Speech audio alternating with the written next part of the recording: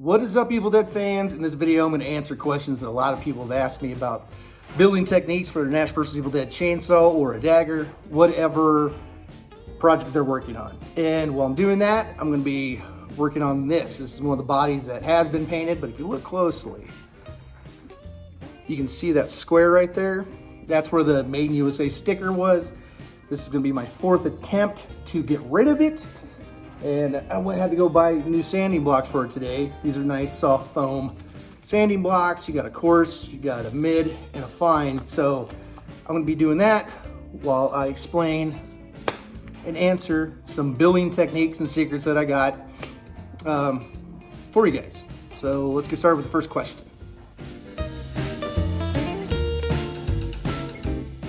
So when you boil the bones for your dagger, so you do an Evil Dead 2 or Evil Dead 1, you're boiling bones. The best way to do it is not to do what I did originally, where you let it decompose. It stinks really bad.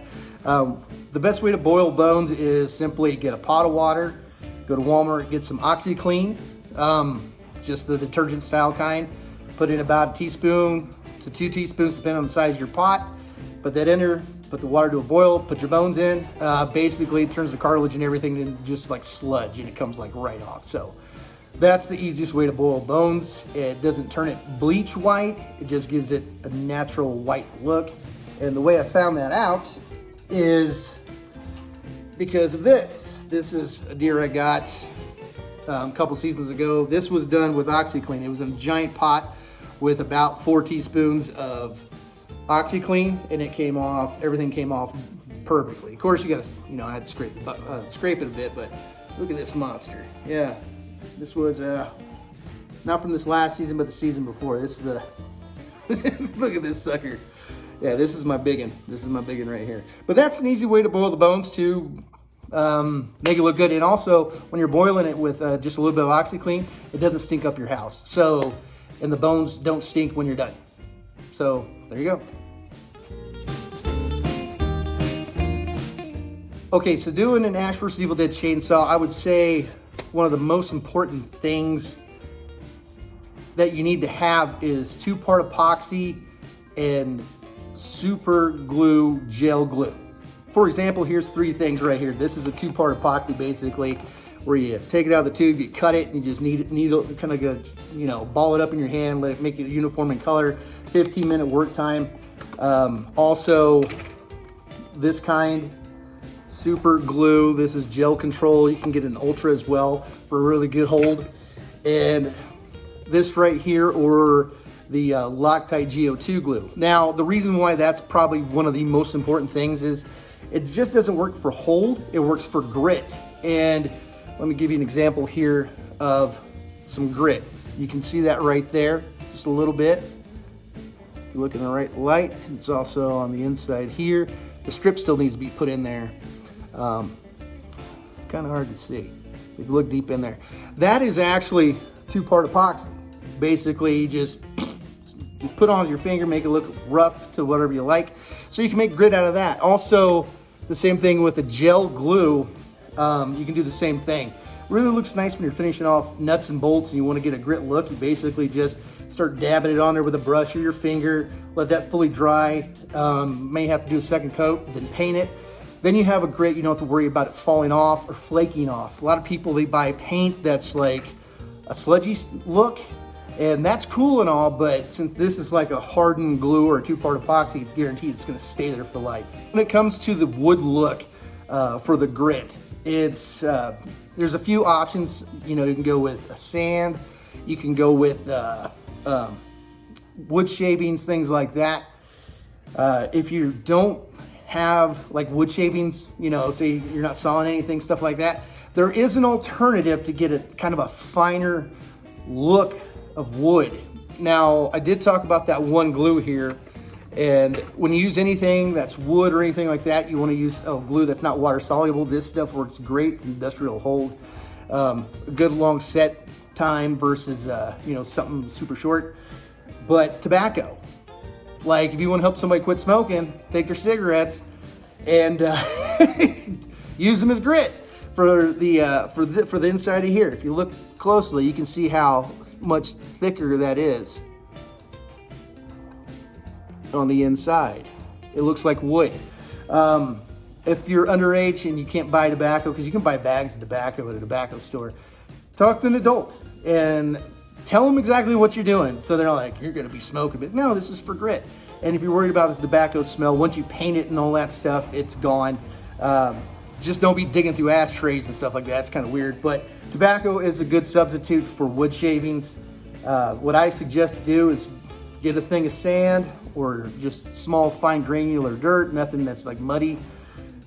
Put some in a container and then tobacco in a container, and then just mix it up, and then you have the little bits with the big bits, and that's it. And then you just glue it on, paint it up, and you got yourself a nice wood look. And that's what you do for that. Why are my chainsaws so expensive? This is just a good example. Getting rid of this mark right here. It's my 4th attempt. I know some people would leave it and try to cover it up with grime and stuff like that, but if you're going for a certain look, I want to make sure that, you know, it's perfect. When you get a chainsaw from me that's Ash vs. Evil Dead, it's guaranteed to be Ash vs. Evil Dead. There's not going to be an Evil Dead 2 piece on here or an Army of Darkness piece. Same with like Chris Pollock and his flat tops. They are pricey, but you're going to get exactly what you want. You're going to get an Evil Dead 2 flat top, you know, the best you can possibly get. So me and him, or him and I, however you want to say it in English, we put a lot of time into what we do. We don't, you know, I don't, and he doesn't do this either, where you make a part and you compromise a look or cut or something so something else can fit. We don't compromise that. We make everything work together. You want the look, you want the comfort, you want everything, and that's what we do. That's why when it comes to building these things, I spend a lot of money on it. When it comes to the 2-part epoxies and glues, I probably spend about $80 at least just for one chainsaw of 2-part epoxies and glues for textures, seals, all kinds of stuff. So that's just one part of it. That doesn't include having to buy everything else. Like yesterday, I went out and bought parts. I literally bought that glue, or actually those 2 glues, 2-part epoxy, new cutting blades, and just one other thing I forgot what it was, and it was about 50 bucks just right there. And I'm gonna have to do that about 4 more times for one chainsaw. So yeah, it's a bit pricey and it's very, very time consuming. So that's why my chainsaws aren't like cheap. And chainsaw bodies, for instance, trying to find one or even just the parts, you're gonna usually spend about $70 at least now just to get one. Sometimes you'll have to spend up to $200, and it just depends where you're at in the world as well. So that's why. So selling my Evil Dead 2 dagger, will I ever get that scan to make those for sale and the covers? The dagger, maybe. And the book cover, maybe. I don't know yet. I don't want to piss off Trick Treat Studios. That's the last people I want to piss off. So if it comes down to them saying, hey, you can't sell that, I'm fine with that. It's not a big deal. So if it's not available, it's not available. I'm not going to try to get in some lawsuit to make a few bucks. It's just not worth it. When it comes to selling chainsaws, I don't plan on X amount per year.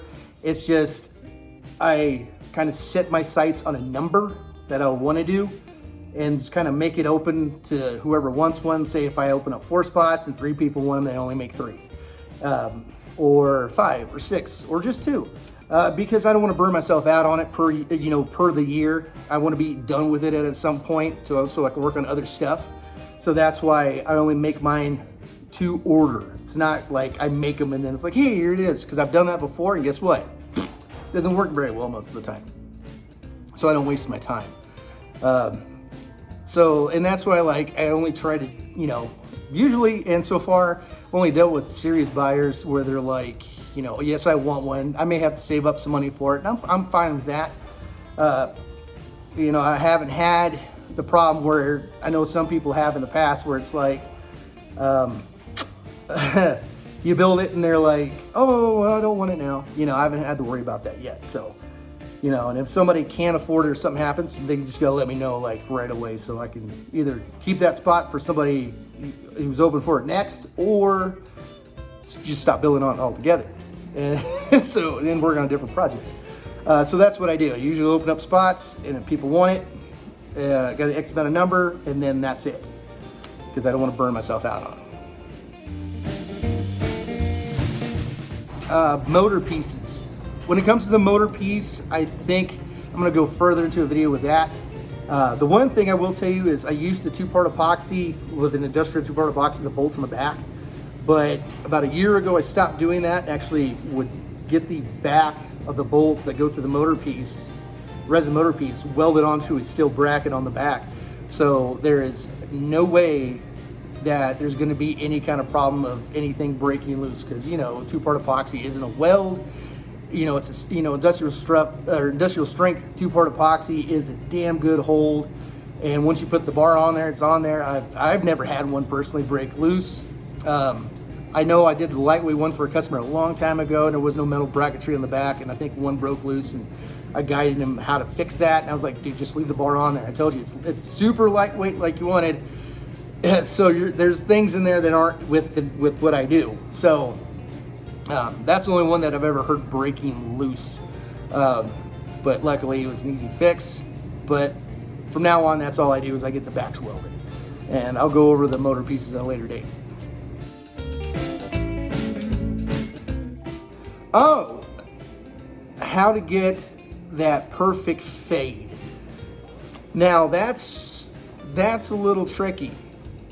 To get the perfect fade, there's a technique that I do, and the technique is. Dude, better watch that. Hey, are there any shorts in that ashtray?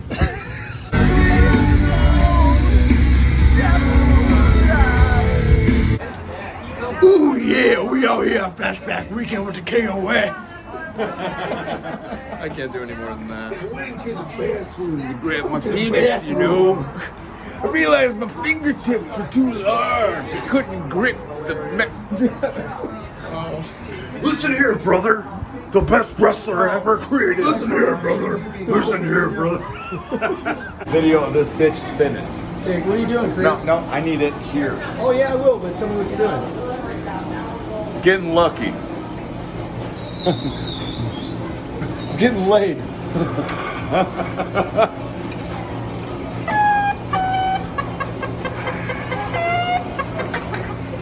There's your Hank.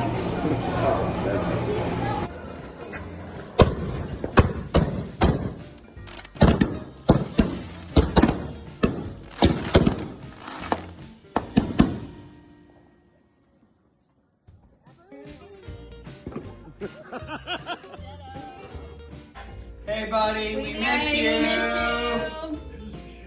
Fake news. Get out of here. Mr. Hamilton. Get out of here. Rumor is you like Army of Darkness. Brown. Get out of here. Don't film me. This is Joe live with Brett's Groovy Chainsaws. Opening beer the right way.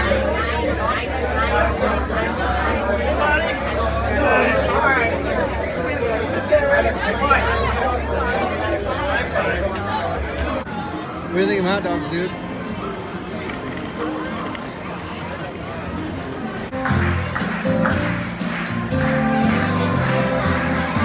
We're live. We're not live, but Alright, so Evil Ass Chainsaws, Josh's first grill pop. Yeah, that's how you do it. That was For me?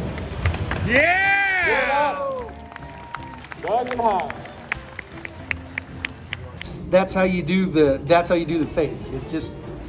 It works out so well. It's a process, but it does work out very well. So there we go. There's some questions that people were asking, and there's your answers. And I'm gonna finally get sanding on this thing. So until next time, you guys stay groovy.